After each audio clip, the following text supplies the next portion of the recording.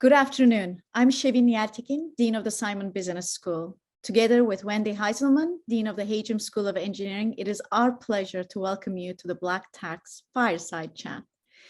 We're thrilled to be offering this program as a part of our robust and rich calendar of events celebrating Black History Month. We could not be prouder in celebrating this month with two distinguished alumni from University of Rochester. Taxes and tax policy are certainly topics we study and encounter frequently in business school curricula, but explicit and implicit taxes or financial burdens placed on minorities receive far less coverage and attention.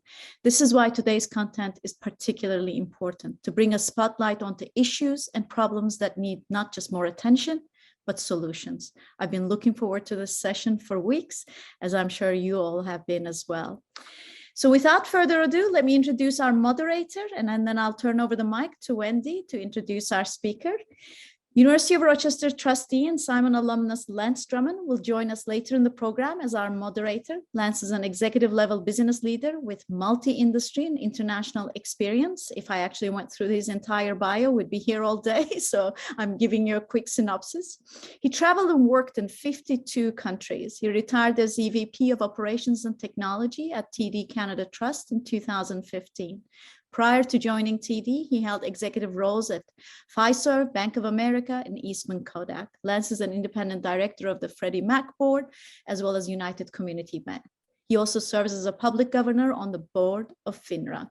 He's the 2005 recipient of the Simon Distinguished Alumnus Award and recently received the 2022 Empowering Equitable Change Award, an award that recognizes a Board of Trustee member who advances the University of Rochester's mission with an equitable, diverse, and inclusive lens through their involvement at the university. So we're very happy to welcome Lance later in the program. I will now hand the mic over to Wendi to introduce our distinguished speaker and Hajim alumnus, Shawn Rochester. Thank you so much, Sevin. It's my honor to introduce today's speaker. Shawn Rochester is CEO and chairman of Minority Equality Opportunities Acquisitions, Inc. It is the first minority-led special purpose acquisition company, or SPAC, to be listed on the NASDAQ capital market. He is also the CEO of Good Steward LLC and the founder of PhD Enterprises and the Idea Institute. These organizations provide financial education and advisory services to consumers, increase the presence of Black employees and enterprises in U.S. public and private sector payroll and supply chains, and facilitate commerce between the Black business community across the African diaspora and on the African continent. He is the author of The Black Tax, The Cost of Being Black in America. Shawn is also a proud Hajim alumnus and holds a Bachelor of Science degree in chemical engineering. He also has an MBA at the University of Chicago Booth School of Business with a focus in accounting, finance, and entrepreneurship. He is a member of the Hajim School Visiting Committee, where he provides welcome advice to help us become ever better. Thank you all for being here. Now let's get started with hearing what Shawn has to say. Wendi, thank you for the wonderful introduction. It is a pleasure to be here with with everyone. I've been incredibly excited about this initiative and to spend some time with everyone here. As was said, my name is Shawn Rochester, and I wrote a book called The Black Tax, The Cost of Being Black in America. And in that book, I described the cost of discrimination against Black people. The book is broken into 3 parts, right? In the first part, I discuss the cost of being Black in America in today's context. So in markets that are really critical for wealth accumulation. So it's the automotive market, it's the housing market, it's the finance and insurance that underpin it, as well as kind of the general job market, high-end careers, online commerce, and even capital raising for businesses.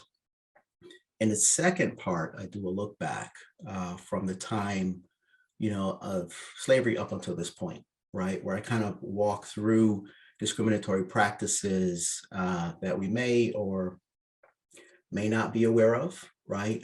But look at it really from the perspective of what is the cost of it, right? And then, in the third part, I do a summation of, where we are right now from an economic perspective as a Black community in America, and introduce an economic framework that I call PhD. And PhD stands for, purchase, hire, and deposit in ways that create jobs and create business and make capital available and affordable within the Black community. This is of, primary importance, right? Because of the fact that, pre-COVID, we were missing about 6 million jobs across the broader Black community. We're also missing about 1.4 million jobs with businesses. What people may be aware of is that there are about 2.56 million Black businesses. What people tend to not be aware of is that only about 4% of those actually have employees. And that 4% drives about 70% of all of the revenue associated with Black enterprise, about $100 billion. And it employs, close to 1 million people. And we're missing, they represent about 109, maybe 110,000 companies, but we're really missing 1.4 million of those. And then that's compounded by this challenge associated with the wealth gap that people often kind of mention in a casual way, but it's about $14 trillion and it's growing on a continuous basis. The average wealth difference between the average Black and white family is about $841,000. You apply that across 17 million families, it's about 14 trillion. So it's enormous, right? And it continues to grow.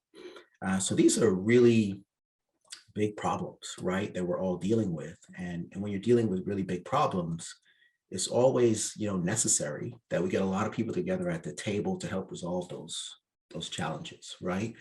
But it's often, tough to work with people to solve, big challenges if, people think you're the problem, right? Or if they don't even see the problem, right, to begin with. So, and that's why it's really important, right, for us to approach things from the perspective of, understanding. What I want to do very quickly is just share my screen with you, so I could kind of walk through a couple of things and the time that we're going to spend together. So if you hang on a moment, I will share screen. All right, and hopefully everyone can see this. So I'm going to try to, walk through some things here as quickly as I can. Talk a little bit about the gap in jobs, business, and capital. Talk a little bit about the challenge of working together when people don't see the problem, if they think you're the problem. I want to share a couple of quick platitudes with you that you may have heard before, which is Black folks are not trying hard enough. That has more to do with not getting ahead, any type of racial discrimination. You got 6 in 10 Americans that believe that. Maybe you've heard Black people have the same or better chance as anybody else to kind of get ahead. In America, you got 6 in 10, people that believe that. Or you may have heard that racism is just more of an excuse for failure than it is, anything else, right? The issue is mine. I won't accept my own personal failure and I project it on other people instead of taking responsibility for my own actions. You got 7 in 10 Americans that believe that. The challenge is that level of, thinking can wind up showing up in policies and programs that we design and develop to solve these very issues, right? And effective solutions, as we all know, need to be based on a foundation of both empathy and understanding, where empathy is where we put ourselves in other people's shoes to really understand things from their perspective and also to understand the pathology, right? Like how they got there in the first place. And understanding, of course, is just how do we use data and information to make the world a better place for ourselves and our fellow man, right? So, I want to share a quote with you from Albert Einstein, who said we must make every effort to ensure that the past violence and injustice and economic discrimination, which by definition is the Black tax, will be made known to the people. The taboo, let's not talk about it, must be broken, right? So just taking heed from Mr. Einstein, let's kind of talk about it.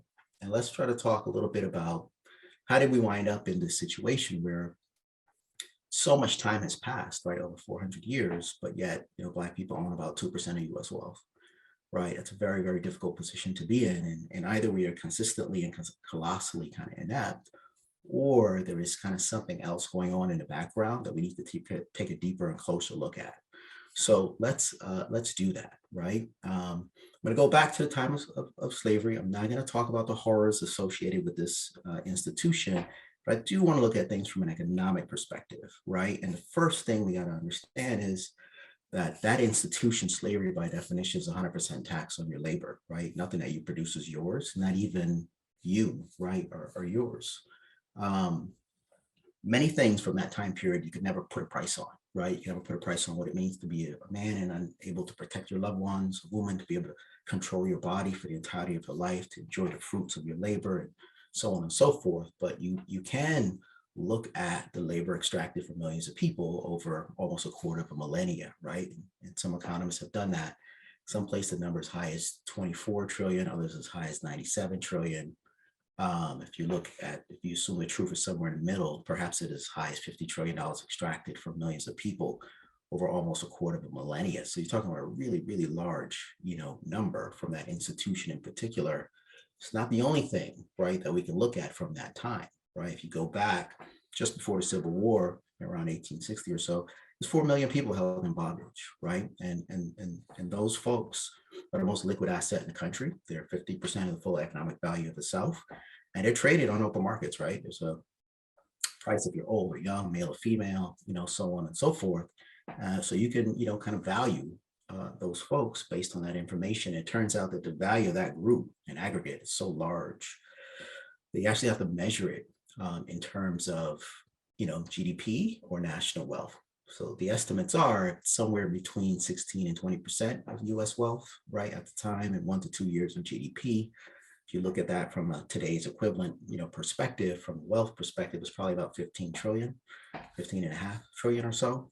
How do you come up with that number? Well, at the time that I kind of wrote the book and did the research, national wealth was about 85 trillion. It's much more now. It's over 100, trillion, but 16 to 20% of that is 14 to 17 trillion. Take an average of that, you're at 15.5. If you look at it from an income perspective, it's closer to 28.5. Pre-COVID, GDP was about 19 trillion. 1 to 2 years of that is 19 to 38. Take an average of that, it's about 28.5. Two different modes to kind of come up with a value, some estimates on it. Take an average of those, you're at 22. You can even go back further, right, to 1839, where Henry Clay on the floor of the Senate is arguing and laying out his estimates for the value of people held in bondage at that time, which is about $1.2 billion. If you look at the work of Thomas Piketty, he estimates that slave-related returns and investments generate about 6 to 8% per annum, right? If you take something at the lower end of that range, then that number is over $24 trillion today. If Henry Clay doesn't carry a lot of weight, then we can look at what, Thomas Jefferson and James Madison say back in the 1810s, right? Their estimates are people held in bondage at that time represented about, 1 year of GDP or national income, be about 19 trillion today, or selling a third of all publicly traded land, right? So really, really large, massive, kind of hard to comprehend, type numbers. If you look at what's the implication of that, right? An interesting thing is to juxtapose what's the current net worth of African Americans today. At the time I did the work, it was about 1.5 trillion. We just showed that people held in bondage at that time in today's equivalent would be closer to 22. The implication here is, free people held today have 4 million people held in bondage over 150 years ago were 15 times more, right, in economic value than the net worth of 45 million plus, right, African Americans today. So that's just kind of numbers associated with that, which is pretty stark. You can say, hey, well, I those are large numbers, right? I get it, and wasn't quite familiar with them, but this was a long time ago, and there was plenty of time between then and now to really accumulate wealth. Lots of people have come since then. They've struggled, they've been discriminated against, they've had a rough time, but they've gone on to do quite well. But what's the problem and challenge with African Americans in particular? And one of the things that's important to remember is, kind of people left bondage with no economic resources, right? They didn't get any startup capital. There was some talk about the distribution of land, right? The 40 acres and a mule, and the like. We all know that never kind of happened. There was another distribution that did happen at that same time, which is the Homestead Act. And one of the interesting things I've always thought to do was just to kind of compare and contrast. What would those be worth now, roughly, and the difference in the size. So if you had distributed 40 acres, let's put the mule aside for now, to 4 million people, that's 160 million acres. Big number, right? And I once looked at buying 400 acres with a group of friends. You got to go up in a helicopter to see that, right? 460 million is gargantuan. If we look at, what's the value of an acre? Well, somewhere between $3,020 and $6,350. Again, these are farm acres. These are not Manhattan, Bay Area, Miami Beach, right? DC kind of acres, right? Quick math would say on the high end, it'd be about $1 trillion, generating about $90 billion a year, right? That never happened, right? Of course. And while $1 trillion sounds like a lot, it's just about 2%, right, of the 50 trillion that was extracted. So not even that 2% was provided, right, as kind of startup capital. But if you move forward to 1862, the Congress passes the Homestead Act, which would proceed to distribute 246 million acres in the South to 1.5 million white families, right? That's an extraordinary, amount. If you do the same math on farm acres, it's about $1.6 trillion, or maybe as much as $1 million a family, right? So that's a hell of a start. How did that whole thing work? Well, you had the opportunity to claim about 160 acres. If you were so fortunate to make that claim and you stayed on that land for about 5 years, then you could take possession of it, right? At the end of that, for little or no consideration. If you came from Europe, right, and you were so fortunate to make a claim at that time, at the end of the 5 years, not only could you take possession of the land, but you could also naturalize, right, become a citizen. And that's about how long it took, so that's an extraordinary start, right, for people who are coming here. In terms of beneficiaries, researchers say there are about 93 million Americans, right, that are direct beneficiaries of this significant kind of massive giveaway to one group, right, but then another group doesn't get it. So you've got the juxtaposition between kind of land denied and land distributed, right? If you fast forward a little bit, you're in kind of 1865, civil wars occurred, right? It's been devastation in the Southern economy. Global cotton market's been devastated. The land confiscated in the South, and all of it was confiscated, given back to the planter class. There's a massive need for cheap, abundant labor, right? A couple of quick things to really kind of underscore here. When we say the global cotton market is devastated, cotton is kind of like oil, right? Back in the day, it's the first truly global market, right? It employs 20 million people around the world. 1 million of those people lose their jobs because of the Civil War. Cotton is 61% of U.S. exports, right? At the time, the U.S. dominates 80% of the global cotton market. You just can't beat free labor, right?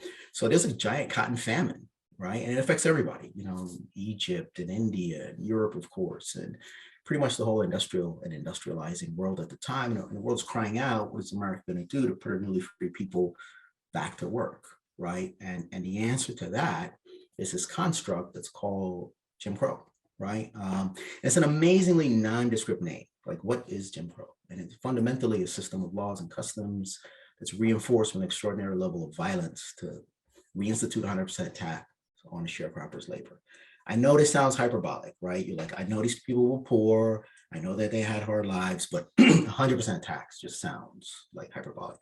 And I'll let you be you make the decision on whether or not you think it was 100% tax, right? So let's just talk about it a little bit. So what is this sharecropping thing? It really underpins this whole kind of Jim Crow system. The way it worked is large mega plantations broken into smaller lots. Newly free people agree to sell on those lots, plant cash crops, cultivate them. In exchange for that, they get to share in a portion of the crop when it goes to market, right? So it's literally where the name comes from, sharecropping.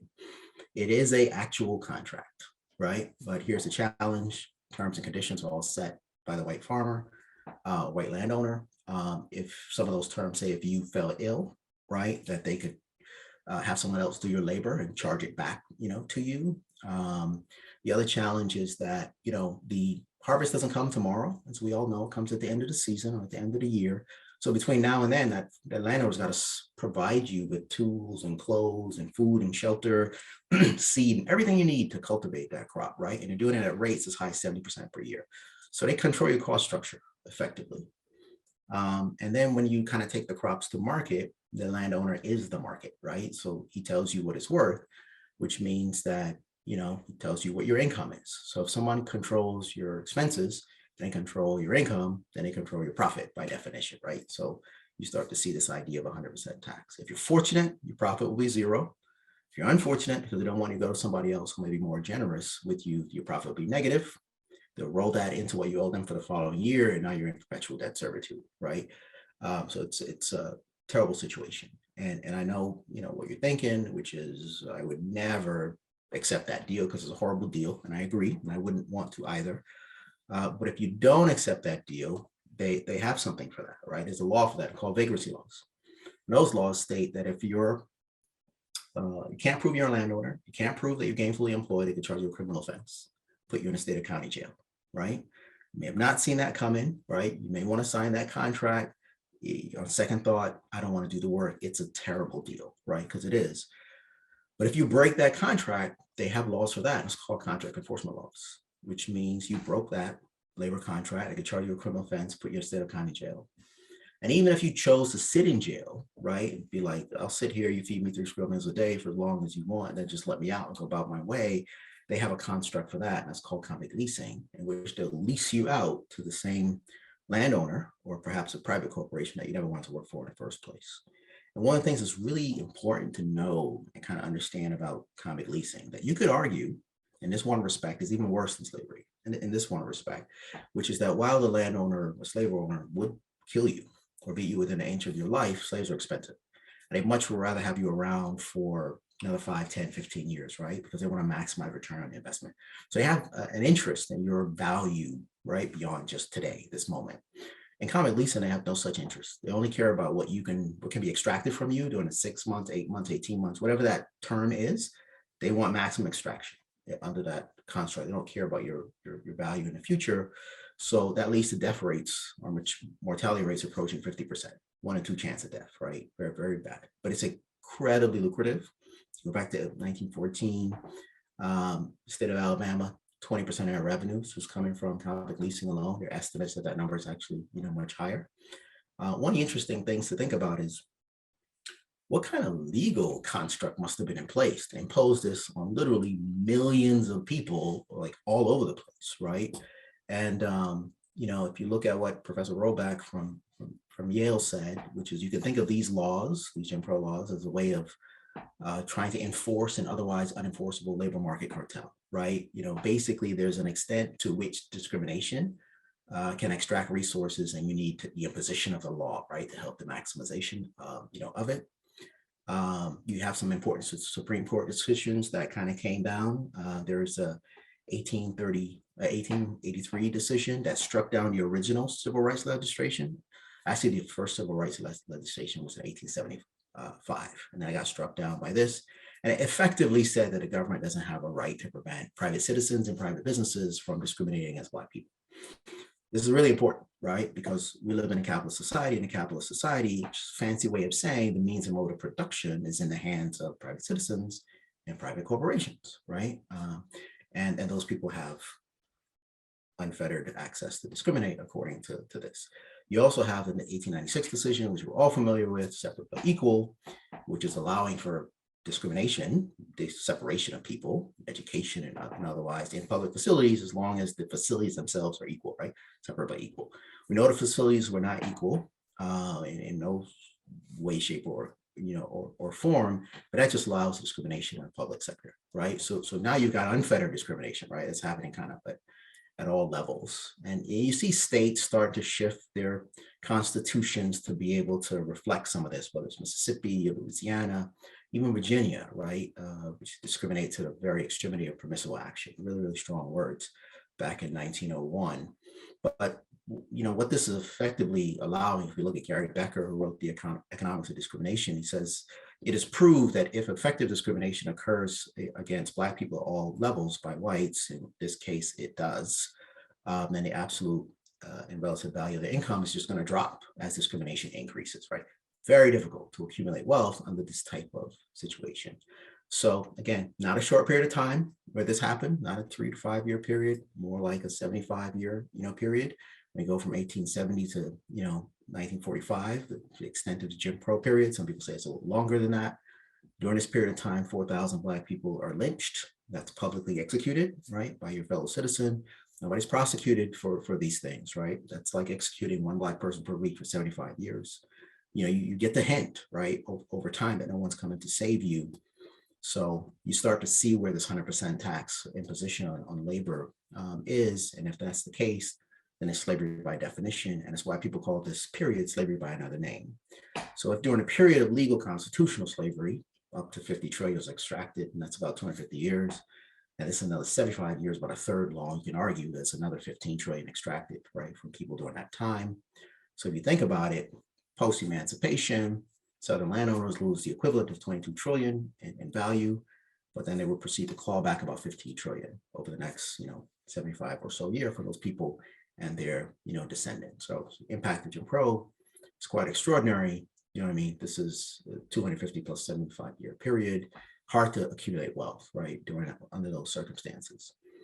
Now, you can make the argument that not everybody was under that regime, which is true, right? Some people did get an education, which is true, small amount, and that education is a great equalizer. Even W.E.B. Du Bois was able to go to Harvard during that period of time. True indeed. We all do need to have some context here, which is that the focus was not on the intellectual augmentation of Black people. It was on maximizing the extraction of kind of labor from folks. So while there was the expansion of, public school education, certainly wanted by small white farmers for themselves and their children, and by newly freed people for themselves and their children, as they all should. Planted class was less interested in that, could use private education, but they needed the help, cooperation of small white farmers. They agreed to the expansion of public education with the idea of rerouting resources from Black children to white children, right? So if you look at Du Bois and his work, where he's looking, 40 years post-slavery, he says, basically taxes from Black people and their share of, indirect taxes and endowments basically repaid whatever the larger white population had put into the education system for Black people. So it's a statement about how little was put in general into the, human capital augmentation, right, of newly freed people. Thomas Logan is a former Confederate general at the time and an industrialist, and what he shares is that when the freedman is regards himself qualified to earn a living by mental work using your intellectual prowess, he's unwilling to accept manual labor, which is what they need. And William H. Baldwin, who's the president of the General Education Board, he says at the time, 1914, what the South needs is Negroes educated so they could be best possible laborers, right? With the right kind of education, Black people will be willing to work menial jobs that'll open up opportunities for Southern whites to do the more kind of expert labor, right? Which is an extraordinary thought. So 1917, you only got 64 public high schools for Black people in the South. Again, not a region, not a district, not a state, whole Southern area. Most of those are known by Black people. Lots of them are churches, right? And appendages, right? To churches. If you go north and you look at what's happening in New York City public school area in the 1920s, they're spending 50 times more per student in the New York public school system than South Carolina is spending on Black students, right? In a segregated South. So if you're an immigrant and you've settled in that New York area at that time, there's 50 times more being poured into your human capital development or that of your children than a Black student kind of in the South. In the South, for every dollar invested, and by the way, 95% of Black people in the South, right? In a Black child's education, 5 to 8 are invested in a white child's education. It's not rocket science. If we do that in our own household, one child will be impoverished, the other one will go to, an amazing school, right? Black teachers are earning 25, 34% on the dollar as the white peers for teaching, same subjects. And obviously white students are getting a longer, more robust kind of education by the age of 25, right? So if you look at Becker's work in economics and discrimination, Gary Becker, he says that if you look in the 40, 50 years, so this is the first half of the 20th century that Black people have advanced very little in the occupational hierarchy, right, in the South. And the same thing is true in the North. So, more factories, there's more opportunities for menial work, not more opportunities for intellectual kind of higher value kind of work. Research say if, Black students have been provided with the same level of education, right, kind of kept the other levels of discrimination similar, that alone could have closed the wage gap, right, by up to 50%, which is huge. So you start thinking about that for a generation of people and millions of students. It's like 600 billion. If you think about that for a 90-year period post-emancipation, to roughly Brown v. Board of Education in 1954, it's over $3 trillion of impact, right, for massive under investment in educational prowess, right, of kind of millions of Black people. So significant impact on education. You could say, well, truth be told, back in the day, you didn't need a super duper education to do well. Lots of us have stories about kind of grandparents, great grandparents who had a third, maybe fifth grade education, terrific work ethic, made some amazing things happen because of that work ethic, built homes, acquired land, did well. And that housing, right, is the real differentiator. And that's a true great wealth builder, which is 100% true. And I totally agree. It's very, very critical and important to the American dream as a fundamental part of it. And the government invests accordingly in helping to facilitate that dream. If you go, back at that time, the government put over $120 billion, right, of subsidies, really subsidizing mortgages, right, of citizens, the equivalent of $1 trillion, right, plus today, a wonderful thing, right? And it created the property middle class that exists here that never existed, right, before. Challenges, less than 2% of those resources went to Black families, whereas 20 million Europeans who, immigrated here after they naturalized, became citizens, had access to those kind of resources.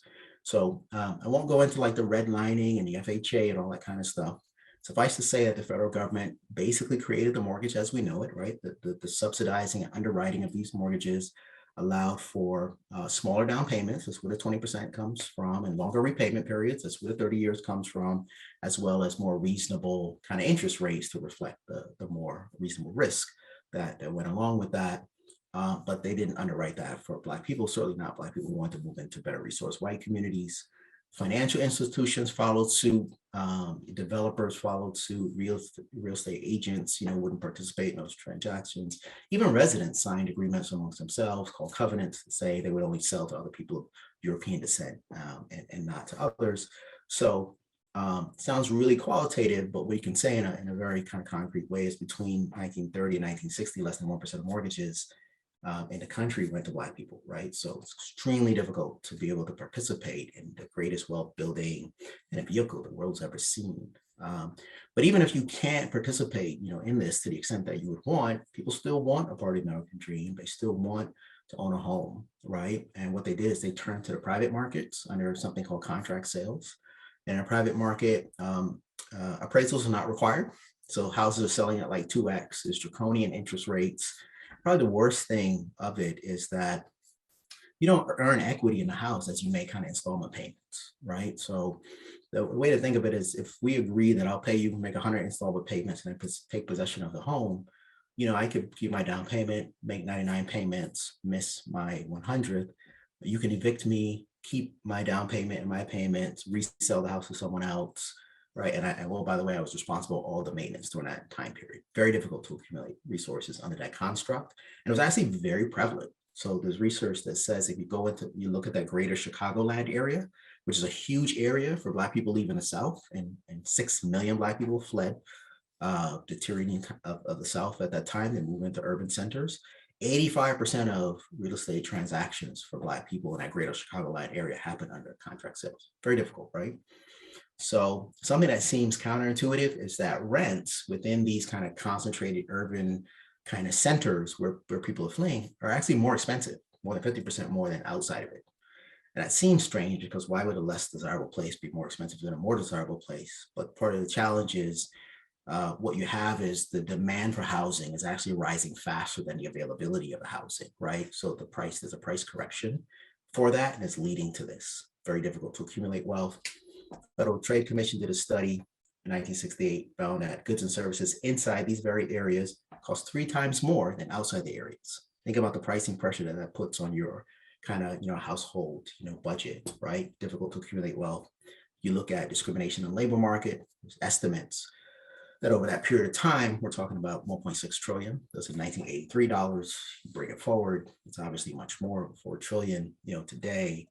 And then there are some researchers, economists actually from the University of Bonn in Germany that were looking at wealth and income gaps in the US post World War II, right? So in that 7-year plus period. And what they found was basically no reduction in the Black-white wealth gap over that period of time. This is just some information and context as to why it'd be so difficult, right, to be able to close those gaps under these types of, constructs. So housing, obviously significant, labor, massive, as we talked about. There's a New Deal, GI Bill. We'll have time to cover those, talk about those in the book. There's a, interstate highway construction, which is huge economic activity. Then there's what happened post-civil rights up until now in terms of the cost of economic cost of discrimination against Black people in particular, which is, substantial. So we kind of talked about the continuum, right? The impact of slavery and then into Jim Crow. You got the land denied and distributed, impact from education, housing, labor, right? New Deal, and then post, civil rights, all culminating to these gaps that we are seeing today, right? In terms of jobs, business, and capital, which is really critical, right, for thriving communities. So where we now, Black communities missing about $1.5 trillion of revenue. $1 trillion of that is business income, right? $0.5 trillion is from unemployment, underemployment. We talked about the gap in wealth and jobs. Something that kept coming up again and again was this number of 2%, this 2% representation number. Seemed like it popped up in areas that are really critical for wealth accumulation for Black people. So if you look at supply chain spend from corporations, it's less than 2%. If you look at government spend at all levels, federal, state, local, it's less than 2%. Even African-American spend, right, on our own businesses, less than 2%. And, typically if you look at the really high growth, high compensation field, tend to have this like 2% participation rate, associated with it. SBA lending, less than 2%, it's 1.6%. And even if you look at business formation, right, venture capital, angel funding, friends and family rounds, all these types of things, it's like less than 2% of the resources. Very difficult, right? Puts a lot of pressure on business formation and business expansion, right, across communities. And then there's this question that I got asked when I did a talk at Google the first time, which was, got a much better sense of the economic cost, right, of discrimination, at least historically from, in terms of Black people, because you talk a little bit about what was the impact on the country, right? I thought it was a brilliant question. Didn't have the answer at the time, but said I would think about it and get back to him. I was fortunate to be invited back to talk, and I kind of answered it in this way, which is, what if the Black Americans have been fully kind of incorporated into the innovation system that drove the economy? And what's important to talk about is we spent a lot of time talking about Jim Crow period and kind of what it was, but it's also the heart of the Industrial Revolution. It's an extremely productive part of the Industrial Revolution, right? You've got 2.5 million patents are formed and created during that time. Everything from motion pictures to transistors and automobiles and airplanes, and radios, and so on and so forth, just underpinning, right, of the current economy. If you say how much of that kind of came from Black people, it's about 726 out of 2.5 million. It's almost a complete and utter shutout from that kind of innovation, process. And this is important because Professor Kortum from Yale says a constant flow of new patents can generate a constant rate of economic growth. That's kind of empirical in the data. Brookings says nations' unequal access to education, reduces the amount, right, of people who might otherwise make contributions, right, to the innovation system. And then, of course, it's always important to remember that skill, talent, capabilities follows a normal distribution, right? Most people are in the middle, kind of good to average. There's this group that's way above everybody else. That's top 15%. It's called the ultra brilliant, in my words, right? And we all think we're part of that group. Then there's folks who are substantially below, right? And a good question was, what is that ultra brilliant population? What was the size along this continuum? What those folks doing? What were those folks doing? The size is in 1870 is about 730,000. It's not the size of the Black population. It's just this 15% ultra brilliant. And that grows to about 1.3 by 1900. It grows to 19 1.8 by 1930 and 2.3 by 1950. But what are these people doing? Like, how are they employed, right? And by and large, these folks are engaged in sharecropping and tenant farming and various levels of domestic work, right? Things that are not consistent with their prowess and what they can truly, contribute.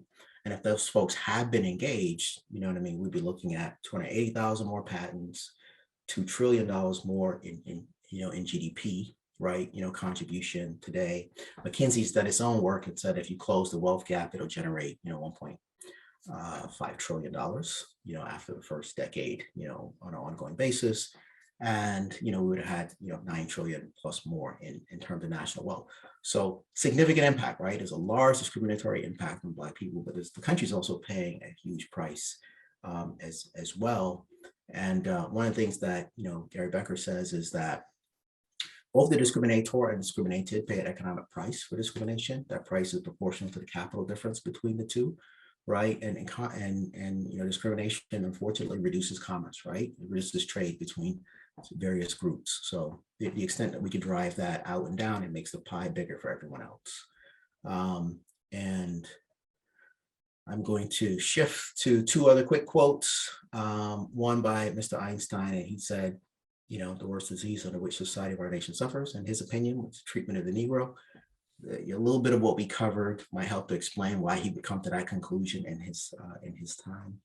And then, Emperor Selassie, who gave a speech to the United Nations back in 1963, said a basis for racial discrimination has been economic, and it's with economics that these evils can be overcome. I totally agree with that. And then we can kind of pause and move into a little bit more of a discussion. So talk about PhD and a whole host of other things with Lance. So I'll stop sharing. Wow. And thank you guys. I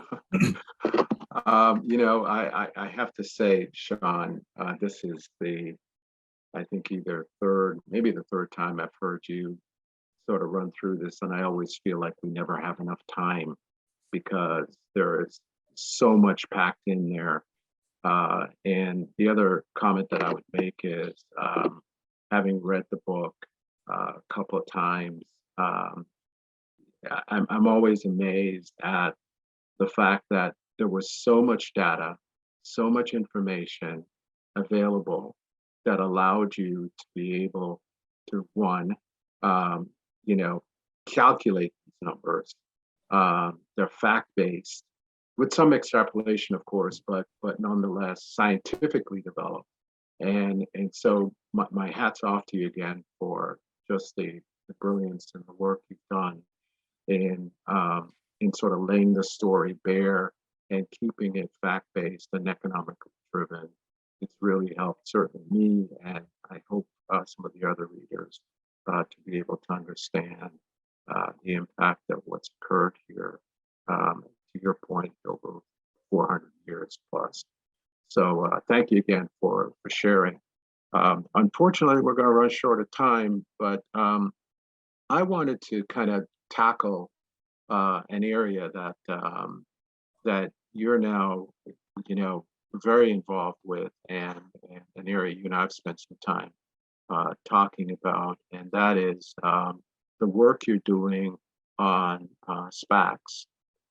And first, what is it, and how does it function, and why have they become increasingly important over the last couple of years? And I'm most interested in understanding the SPAC that you formed and is now listed on the NASDAQ.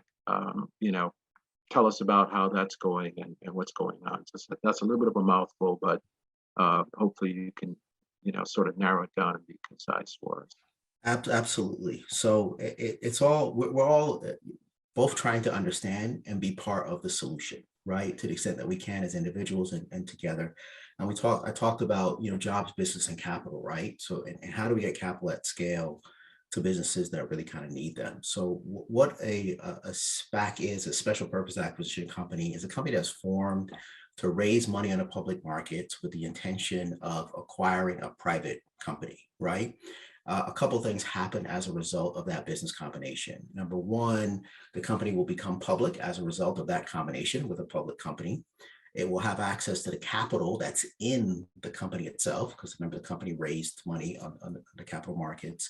And then as it demonstrates, prowess and consistency as a publicly traded company, it has access, right, to the capital markets in terms of equity and debt, issuances. And this is important to fund growth, right? So and so it's one vehicle, it's one way, right, of getting capital at scale to businesses that can help fund growth, right? From our SPAC has a focus on looking at, minority businesses, right, within the American business system, and businesses that have real clear, strong commitment, right, to diversity at all levels, right? So board, leadership team, rank and file across the supply chain. SPACs raised $162 billion last year. There's us and perhaps another that have a stated interest in this space, right? So it's largely, minority businesses have largely been overlooked at it. And so we wanted to shed light on that. We wanted to show that there's value in teams and companies, right, where people that initially, perceive value, who work really hard to position themselves well in a marketplace, and who are ready for transformative growth, right?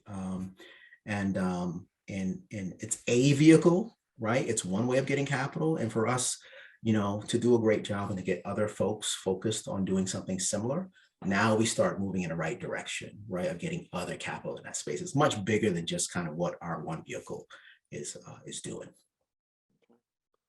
As you're sort of continuing to drive this forward, are there any key observations that you've made about the minority business enterprise ecosystem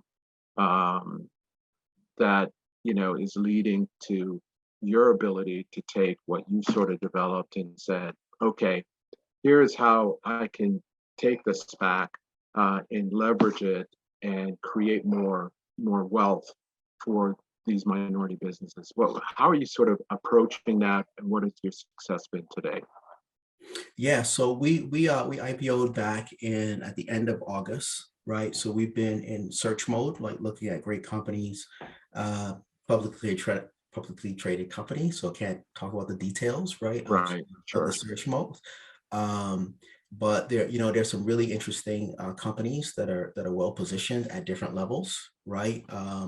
Which are exciting. One of the things that I think is important as you look at the whole ecosystem, it's much smaller than it otherwise should be, right, for all the reasons that we're kind of talking about. We do have to get more capital to the businesses. And then there is also the idea of, can you raise aggregated capital from diverse sources, right, that can help convert maybe a non kind of minority owned company into a minority owned company, or move it right along that continuum.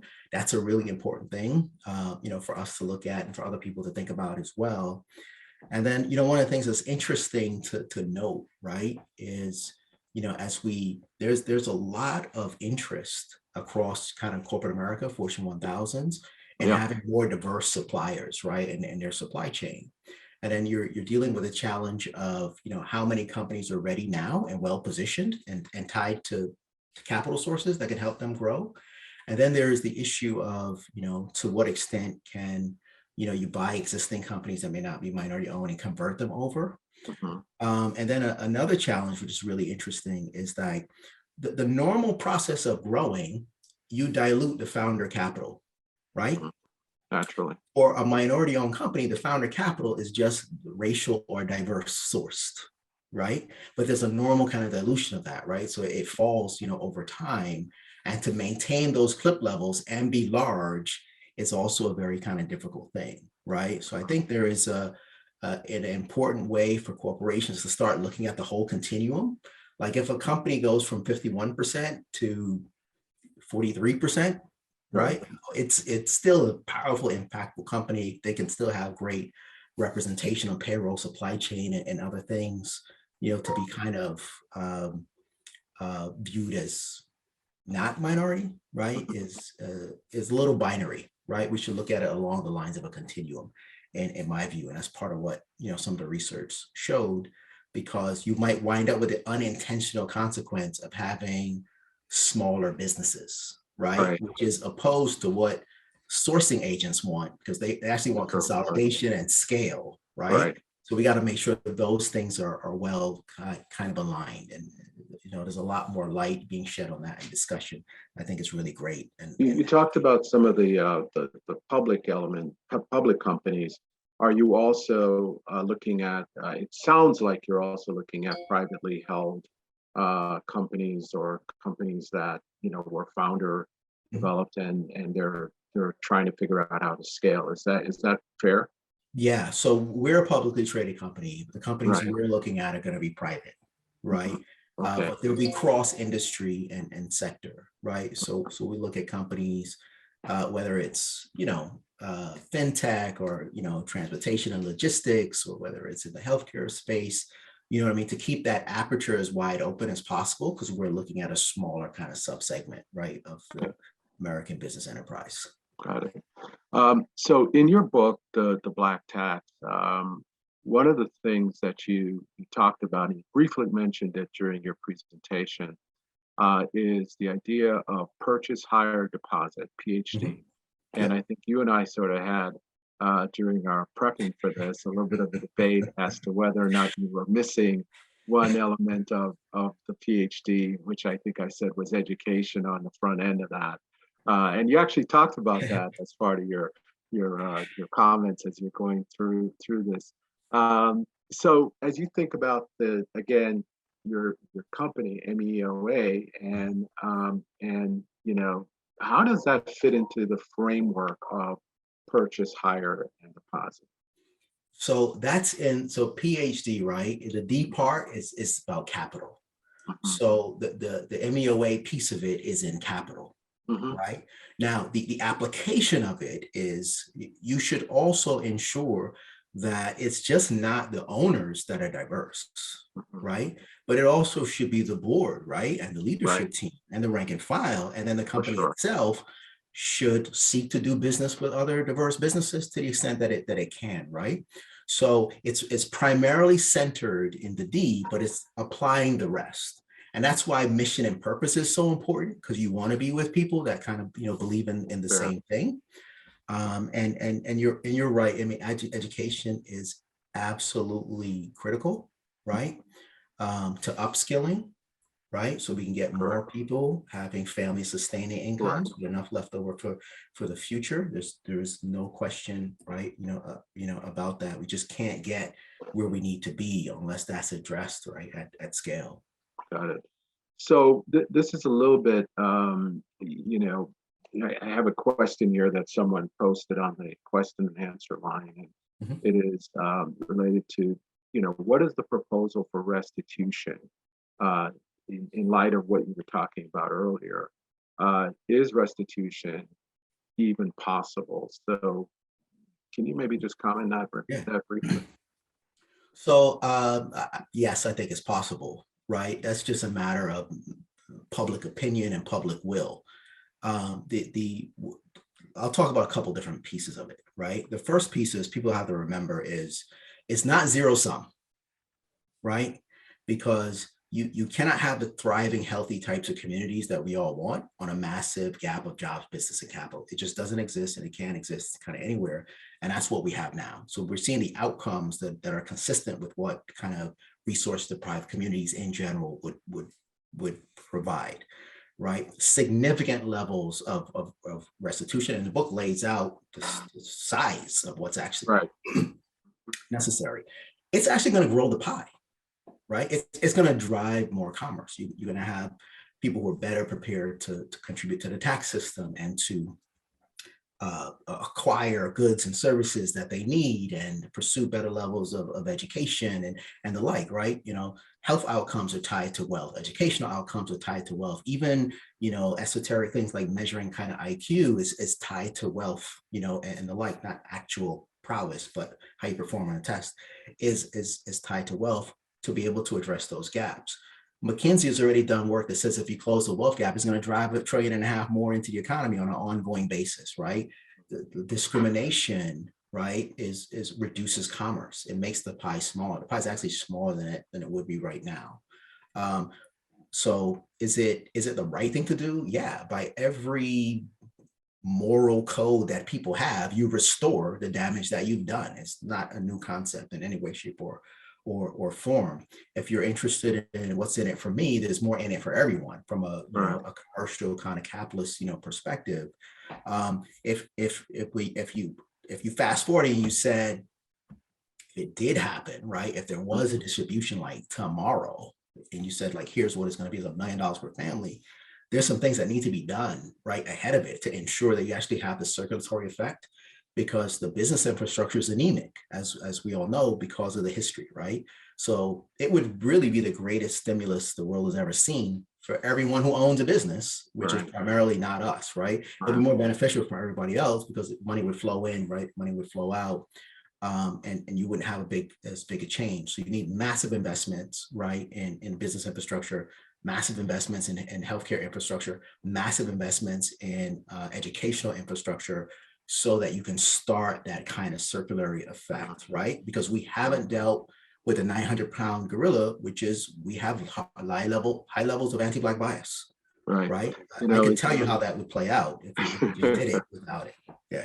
It's interesting because you made a comment there that at the very beginning that I think is actually quite interesting, and that is when you start thinking about restitution, you actually have to believe that you did something wrong in the first place. Yep. And we all know the challenge that presents just out the gate is admitting that there was something wrong there. I unfortunately we're running out of time, but I want to close with this question because it's one that I think would be helpful to some of the folks online. And that is, you got an MBA after receiving your chem degree from the Hajim School, and how did that help you, especially as you thought about you've thought about the SPAC that you've developed, but also writing the book. How did that help you to sort of think about this whole framework that you laid out? Yeah. So the bigger contributor is more one. I'm deeply curious. I always want to know why things are, why they work the way, and it's just always been the case. The second is the engineering kind of framework and mindset, right? Like there's all this fancy talk about systems thinking. That's all engineering analysis. None of that's new, right? It is how do you interact with the environment? Even when you think about Porter's 5 forces and all that kind of stuff, that's an engineering kind of an analysis, right? Is thinking about what's the appropriate problem, what are the outcomes you're looking for, what are the systems that you're engaged in, how is it interacting with itself, how is it interacting with you, and how do you backwards engineer into the outcomes that you fundamentally want? Like that same level of thinking went into the MBA stuff. It went into thinking about this problem because I felt like, if I could put together a business case as to why shareholders could invest hundreds of millions of dollars, I could look at this problem, right? I could apply an engineering, strategic, financial way of thinking to socioeconomic problems. And that's one of the big things that I think is huge, is that analytical mindset, that logical mindset, like we can turn that towards solving social problems. Because I just approach things totally different than it appears that many people approached it. It just, all of this makes perfect sense to me. But other people were like, well, why did you conceptualize it that way? And why did you take that approach? And I'm like, I'm designing for the outcomes that we all say we want. So I'm starting with something that we can agree on. And then I'm also acknowledging that people don't know this stuff, right? So if you want new thinking or new actions has to follow new thinking. So the first thing you got to do is start with a paradigm shift. That's what the book and the talks and all that stuff is all about. Then we get into the application, and then you got to have solutions, right? That can be applied at scale and have more people willing to be part of that solution. Because we've been having these conversations for 150 years, right? But yet we're still at this point. So my view was, let's look at it totally different. And it's an engineering way of thinking about it. Well, I got to tell you, first of all, I am deeply honored that I had the chance to host this. And then secondly, it is just always such a pleasure to have the exchange of ideas, learn from you, and to hear how you think about these very complex problems. And then the fact that you have made the decision to move forward with identifying solutions to that through the formation of this firm, this company, is truly an amazing accomplishment. And I just want to say congratulations to you. Thank you again for taking the time, making the effort, and I look forward to continuing to converse and collaborate with you as we continue to look forward. And I want to thank certainly the University of Rochester, Sevin, Wendi, Katie, Tyrone, and others who all helped to pull this together. I want to thank you for your effort. And again, Shawn, I look forward to connecting when I'm next in New York, which will be in a couple of weeks. Lance, thank you very much. It is always a pleasure. I love our conversations. Everybody else had the opportunity to be a part of it during this session. Absolutely want to underscore thanking the Hajim School as well as the Simon School of Business for hosting and facilitating this. We got the brightest minds in the world, right? All working collectively to solve problems. I think this is a problem that we can solve for sure. Sometimes people say, well, why are you so hopeful? And I'm like, it's not hope, right? Like hope is what you do when you've done all that you can. We haven't done all that we can, right? And we can make a real difference. So I'm excited and I'm grateful and I'm looking forward to kind of continuing the dialogue and working on solutions. All right. Well, thank you all. Thanks very much for all the folks that participated, and we'll see you soon, Shawn. Thanks, Lance. Bye-bye now.